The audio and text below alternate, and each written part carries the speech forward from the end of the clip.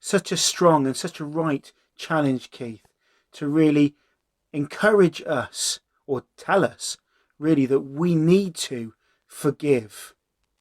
And that is, as we all know, that is such a hard challenge.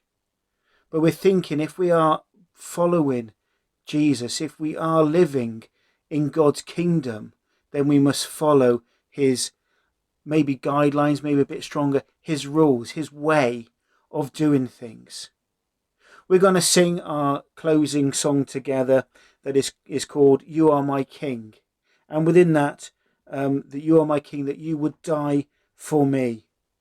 And Romans chapter 5 verse 8 says, but God demonstrated his love for us, that while we were sinners, Christ died for us. And I looked at this kind of idea of sinners and thinking about it and kind of being, whilst we were still sinners, whilst we were still criminals, Christ died for us. In three different versions I quickly looked up, just to pick up a difference. I think sinners sometimes we're too used to that idea, aren't we? That kind of word. But the Voice version calls it wasted our lives in sin. A great way of saying we are sinners, wasting our lives in sin. That while we were wasting our lives in sin, Christ died for us.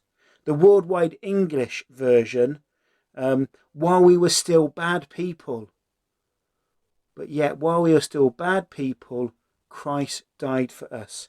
And the Message says, while we were no use whatsoever to him, while we were no use whatsoever to God, Christ died for us.